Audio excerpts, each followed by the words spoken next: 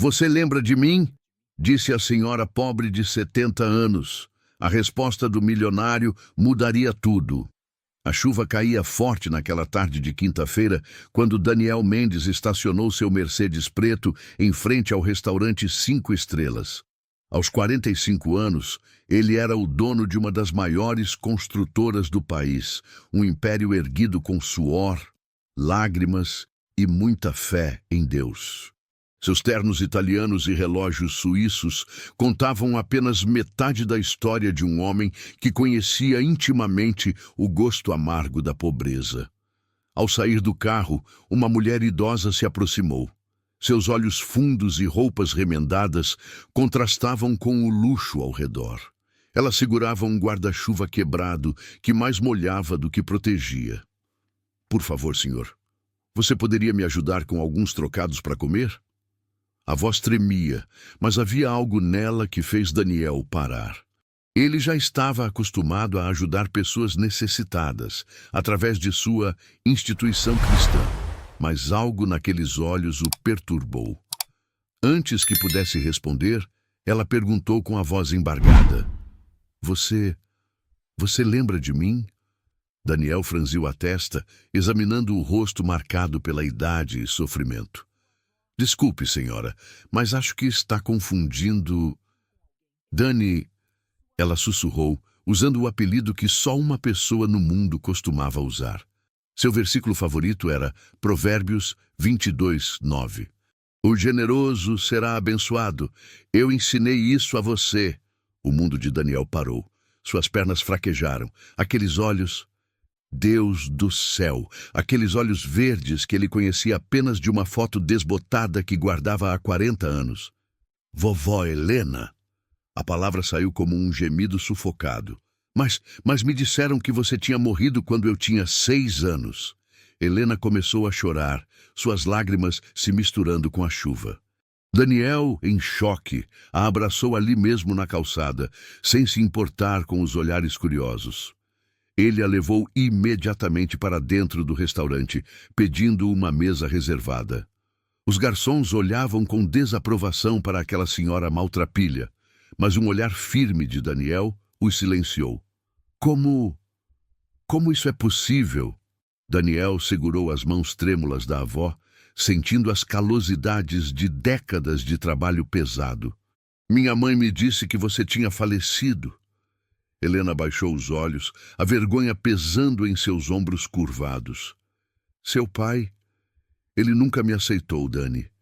Quando você nasceu, ele disse que eu era uma má influência, uma velha pobre que só atrapalhava. Sua mãe, ela era tão fraca diante dele. A dor na voz dela era palpável. Ele me expulsou de casa quando você tinha 6 anos.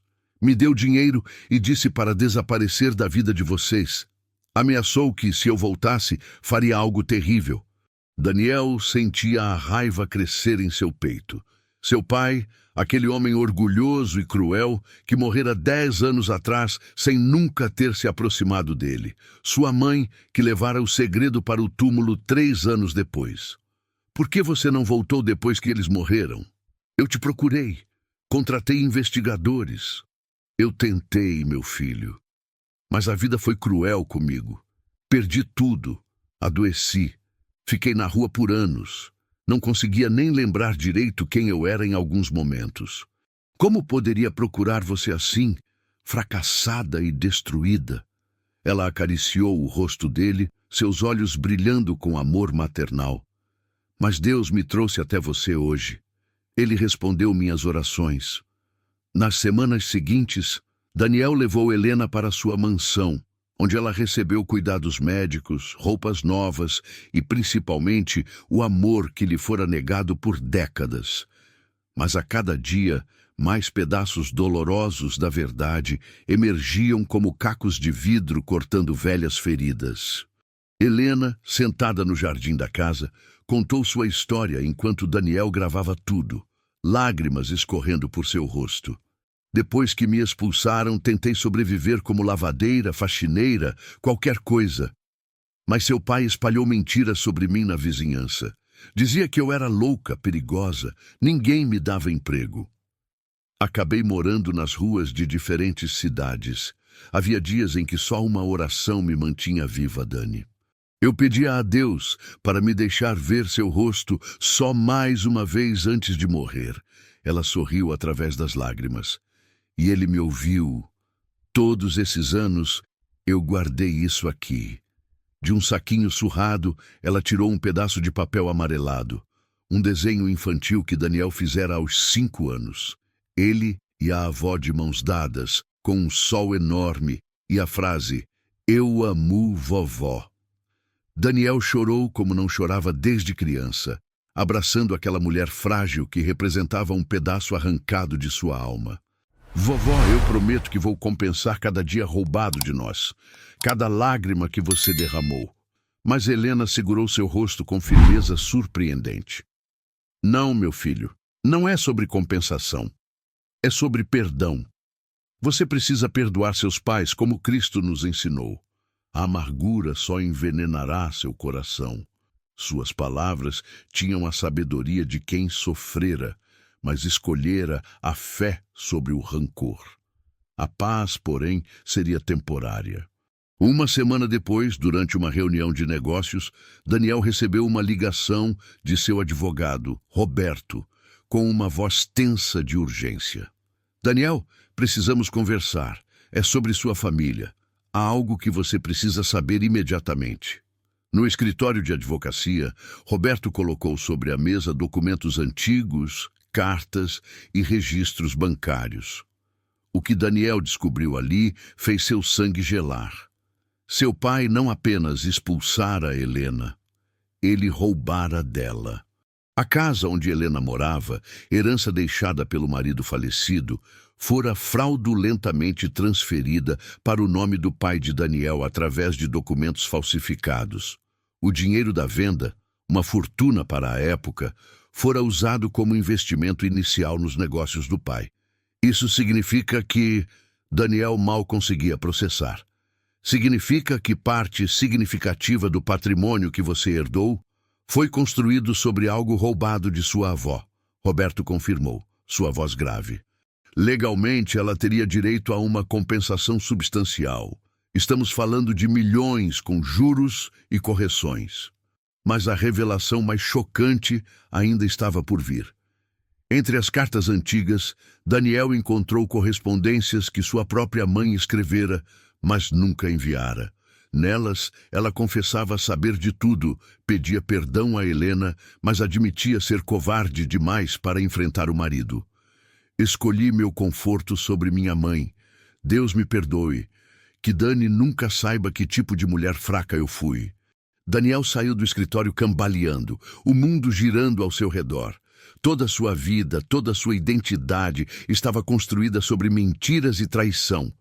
Como ele, um homem cristão que pregava integridade, poderia lidar com isso? Naquela noite, Daniel não conseguiu dormir. Ajoelhou-se em seu quarto, clamando a Deus por orientação, suas orações misturadas com soluços. Como poderia olhar para Helena, sabendo que sua riqueza tinha origem no sofrimento dela? Como poderia continuar vivendo naquela mansão, dirigindo aqueles carros, sabendo que tudo tinha raízes podres? Pela manhã, tomou uma decisão que chocaria a todos. Convocou uma coletiva de imprensa, chamou seus advogados, consultores e Helena. A avó tentou detê-lo. Dani, não faça isso. Eu já perdoei tudo, não precisa. Mas eu preciso, vovó. Não por obrigação legal, mas porque minha fé exige. Cristo nos ensinou que não podemos construir o reino de Deus sobre alicerces de injustiça. Sua voz era firme, decidida. Se minha riqueza nasceu do seu sofrimento, então preciso fazer o que é certo. Na coletiva, Daniel revelou tudo publicamente. O escândalo foi imediato. As manchetes explodiram. Milionário revela que império foi construído sobre fraude contra a própria avó. Alguns o chamaram de louco, outros de santo. Seus sócios entraram em pânico, temendo a repercussão. Daniel anunciou que transferiria 40% de suas ações e propriedades para Helena, além de criar um fundo de reparação para outras vítimas de fraudes similares. Não faço isso por publicidade ou para limpar consciência. Faço porque um homem de fé não pode viver sobre mentiras, não importa quanto tempo tenham sido enterradas. Mas a história estava longe de terminar. Entre os repórteres presentes estava Marina Cardoso, uma jornalista investigativa que notou algo estranho nos documentos. Ela se aproximou de Daniel após a coletiva. Senhor Mendes, posso falar com o senhor em particular? Encontrei algo que pode mudar completamente essa história. Marina mostrou a Daniel documentos que havia descoberto investigando casos antigos de fraude imobiliária. O nome do pai de Daniel aparecia repetidamente, mas não sozinho. Havia um sócio, Carlos Brandão, que ainda estava vivo e era hoje um respeitado empresário da cidade. Ele não apenas participou da fraude contra sua avó, mas foi o mentor do esquema, Marina explicou. Seu pai foi só uma peça. Brandão arruinou dezenas de famílias e nunca pagou por isso. Está planejando se candidatar a governador. Daniel sentiu algo despertar dentro dele. Não vingança, mas justiça. Aquilo era maior que sua família. Com Helena ao lado, decidiu transformar sua história pessoal em uma cruzada maior. Usou seus recursos para contratar os melhores advogados, reuniu vítimas de Brandão e, em 6 meses, conseguiu não apenas levar o homem à justiça, mas expor uma rede de corrupção que chocou o país. Helena, agora recuperada e vivendo com dignidade, tornou-se o rosto de uma campanha nacional pelos direitos dos idosos negligenciados. Sua história inspirou mudanças nas leis de proteção familiar. Daniel transformou sua empresa em uma corporação com forte responsabilidade social, criando empregos para pessoas em situação de rua e ex-detentos. No aniversário de 71 anos de Helena, cercada por Daniel, seus novos amigos da igreja e centenas de pessoas cujas vidas foram tocadas por sua história, ela soprou as velas com lágrimas de alegria. Sabe o que pedi, Dani? Ela sussurrou. Que nossa dor servisse para curar a dor de outros. E Deus respondeu. Daniel abraçou sua avó, aquela mulher que lhe ensinara sobre fé quando ele ainda era pequeno e que agora, décadas depois, lhe ensinava sobre perdão, redenção e o verdadeiro significado de riqueza. Você lembra de mim? Ela havia perguntado naquele dia chuvoso. Agora, ele sabia que nunca poderia esquecer, não apenas dela, mas de tudo que ela representava. A jornada deles inspirou um movimento. Livros foram escritos, palestras foram dadas, vidas foram transformadas. E tudo porque um milionário escolheu fazer o que era certo, não o que era fácil. Porque uma avó escolheu perdoar, não amargurar. E porque ambos acreditavam que Deus pode transformar até as histórias mais quebradas em testemunhos de sua graça. Esta história tocou seu coração. Quer continuar acompanhando histórias inspiradoras de fé, superação e redenção? Inscreva-se em nosso canal e ative o sininho para não perder nenhuma história que pode transformar sua perspectiva sobre perdão, família e o verdadeiro significado de riqueza. Compartilhe esta história com alguém que precisa ser lembrado de que nunca é tarde para fazer o que é certo. Deus abençoe.